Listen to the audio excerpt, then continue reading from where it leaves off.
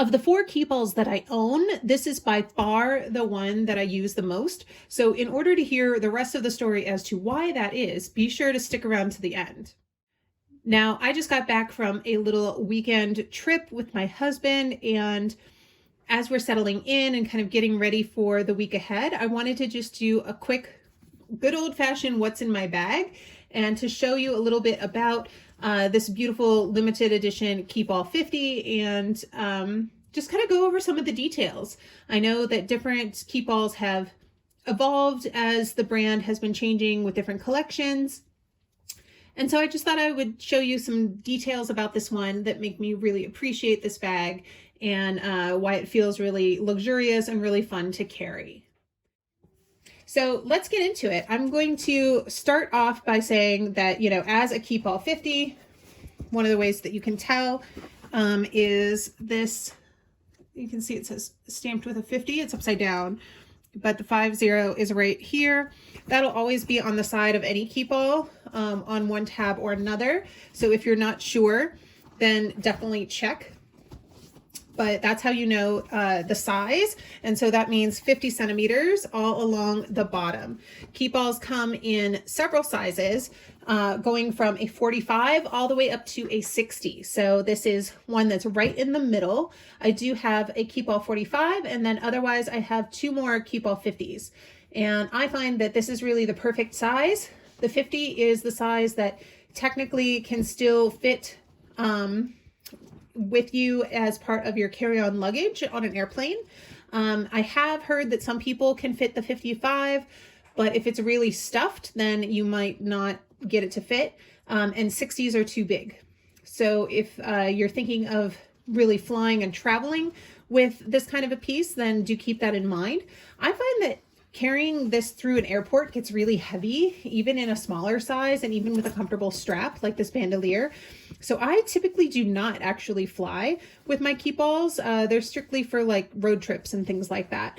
I just find that it works a lot easier that way, but that's just my preference. Okay, so with this particular Keepall, now I purchased this as a limited edition piece back in 2022. I basically bought it just because I loved this purple color. I think this color is so stunning. Purple is one of my absolute favorite colors in general. And so as a purple girl, I keep an eye out for things that kind of fit that color aesthetic without going overboard. And I really just loved the way that it's just sort of the trim here. And yeah, I thought as the piping and the little handle keeper, I just thought it was really, really pretty. I also like that there's a little touch here on the strap as well. So that really spoke to me and helped this bag feel like more of a feminine piece, even though this is technically in the men's collection. So Keepalls typically are in the men's collection at Louis Vuitton. Although of course, women can purchase them. They're released in colorways that typically match up with the men's collections seasonally. So just something to keep in mind. Now, the rest of the leather trim on this is a treated black leather. So the luggage tag matches, and then this leather trim on the sides match. And I love that they chose to do an all black hardware too. So you see that says Louis Vuitton there, and the rivet says Louis Vuitton. And the rivets here likewise say Louis Vuitton. And on the zipper, and even the zipper, there's a little LV there stamped into the metal. On vintage ones, that's not the case. They don't have this LV. So this is something that is just one of the more contemporary pieces, have this in place here. And when I first got this in store, the zipper was actually sticking a little bit. It just it wasn't a smooth zip. And so I remember my sales associate being like, we can fix that. And I kid you not, he got out a candle and was rubbing it against the zipper. And it was like they kept wax in the back for that purpose. And so I just thought it was so funny, because that was always a hack that I've done myself when I'm like restoring Louis Vuitton or any kind of like vintage purse. I've always kind of known that trick that you can use candle wax to help loosen up a zipper. but that was the first time that I'd seen somebody at like a designer boutique do that. So anyway, it was really funny. So occasionally I find that when I'm zipping this bag, I do see like tiny little flecks in some places where I can still see a little bit of wax on the zipper. But that'll all just go away in time and help make the zipper flow really nicely. Now I have gotten a lot of other luggage tags stamped with the hot stamping, and I just haven't gotten around to doing that one with this yet. I kind of want to think of what I want to do for it. As a Keepall limited piece, you know, with the black hardware and everything, this kind of black on black luggage tag is going to be hard to come by. And so I kind of want to make sure that I use it wisely, so to speak. So that's the main reason why this is plain, because typically I do like to personalize my luggage tags. And I even got into a phase where I was collecting them for a while and doing different things where I travel different places and get stamps. And so I have quite a collection, and I use them on my handbags also as just like bag charms. So that's been really fun. But anyway, that's there, and it's just sort of riding along. I don't think we even like put our address or anything in here. Typically, I mean, there is a card. You can write your information and use this as it is intended to be used, as like an actual luggage tag with your personal information there. I just haven't gotten around to doing that yet. But anyway, so once you open up the handle keeper, I do like these, by the way. Sometimes they're for sale on the resale market. I think that when you are using this bag and like in a hurry and going places, it's helpful to have the handles together, right? So that the handle keeper kind of keeps them in place. It makes it easy for you to just reach in, grab the bag, pick it up and go. So that has been really great. So I am a fan of these pieces, and I have purchased them pre-loved for other Keepalls that I've had in my past when they didn't come with the handle keeper. So just a personal preference there. Oh, and I do want to mention the strap before I move on. I love this guitar strap. It says Louis Vuitton. It's very, very comfortable and fully adjustable, as you can see. So super, super comfortable strap. Really, really nice. Feels very, very high quality. It's just heavy duty. Like you can tell that it's really gonna last. It's, yeah, very thick and sturdy. So I am very pleased with the strap and would consider using it on other bags if I wanted to, but I haven't really found a need to move this to anything else as of yet. But so just wanted to let you know that if you're thinking about getting a bag with a guitar strap like this on a Keepall, because it's so wide, it really helps with the weight distribution and makes the bag a lot more comfortable to carry. And something to note, I mean, when you're actually using one of these Keepalls, not everything is Instagram. Do you see how this is smooshing in on the side here? This is less full than when I left with it this weekend. And so, yeah, that's how things look in real life when you're actually carrying them. So you can be a little more careful sometimes and distribute your things more thoughtfully, but just wanted to mention that if you do throw that on, it is likely that, the side is going to smush in or something, and that's totally normal. Typically, it won't hurt the bag at all. Everything will be just fine. All right, so getting into the bag itself, Keepalls are just sort of a black pit. There's really nothing inside them, no pockets, except for the one zipper inside pocket. So this pocket is right here, kind of like a Speedy. Vintage Keepalls have no pockets at all. So the fact that this does have one has been really nice, but I'm not used to using it at all. So I just sort of tuck it behind the organizer, or the bag liner really, that I bought for this bag, and don't really use it. Okay. So when we left for the weekend, we had like a bottle of wine in here and a wine opener and like a couple of other odds and ends, like scarves and some winter things and my husband's dog kit. All of that was sort of moved around. We drank the wine, we, kind of repacked the suitcase, and he put more of his stuff in there. So coming home, this is all that I had for me. This is my really unglamorous LL Bean doll kit.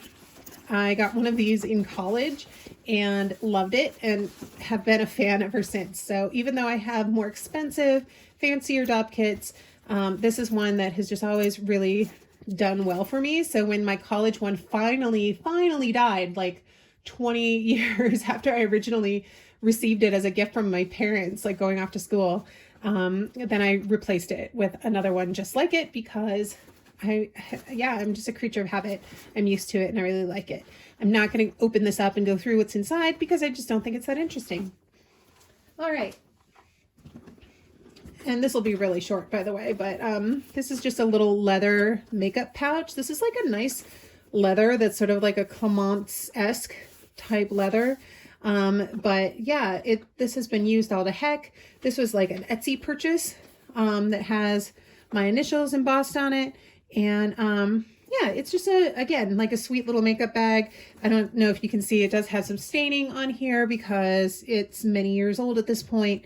But for being sort of a cheap little item that was on my wish list at the holidays, like many years ago, it's continued to hold up really well. So even though I do have luxury makeup pouches, I find that for just throwing things around, yeah, I typically just continue to use what I already have, and that feels really sustainable to me and allows me to sort of use up and finish enjoying the things that I've already owned and to appreciate them fully before switching out to other things. So unless I have a reason to like switch into my luxury pouch, like I'm going someplace with people where they might see it, I just use this and it works out great.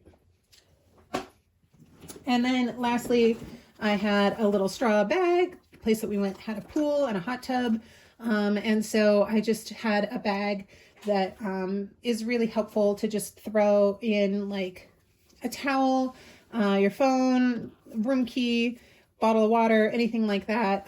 This bag has been just worn all the heck. And again, just easy peasy, right? And so when I'm traveling, sometimes I'll throw in odds and ends like a brush and you know, chargers and things like that, like really unglamorous things. I did bring my perfume. This is the Attrap Rev by Louis Vuitton, and it's a nice travel size, so I like being able to throw that in a bag. And so that's in there with some other odds and ends at this point, like some Tylenol and, you know, claw clip. So again, nothing glamorous, but super functional. And to have a bag in bag is really helpful because I have no organizer for this bag. I specifically chose to not get pockets on the bag organizer that I had made. So this was a custom order. And now there might be companies that do make these, but this is just a felt organizer. If I can find the company that did it for me, I'll be sure to link them. It might be Samorga. It might be Zamani, I kind of forget at this point, but either company I'm sure could make something like this for you, or there's been a proliferation of organizers that are available from other, you know, small companies on places like Amazon. So anyway, I specifically got this done without pockets because I wanted to really maximize the space.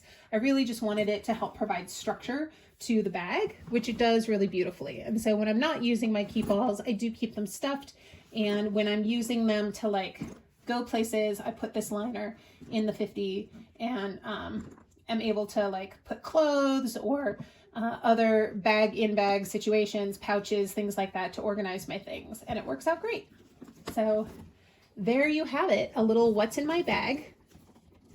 And without anything in it, this bag is super lightweight and comfy and easy to hold.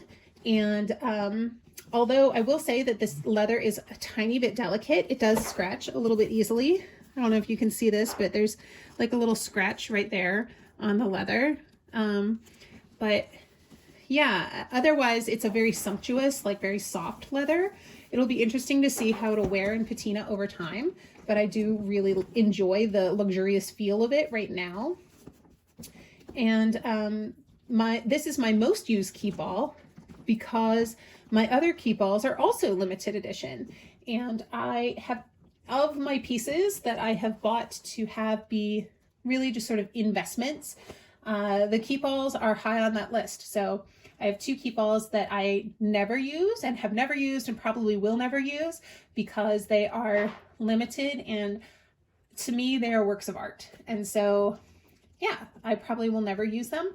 And then my Keepall 45 is a damier piece, and it's damier azur, which is now discontinued, and it's beautiful, but I don't want to overly wear it out too quickly, if that makes sense. So I find that this one gets the most use because if I need to, I could submit this for repairs.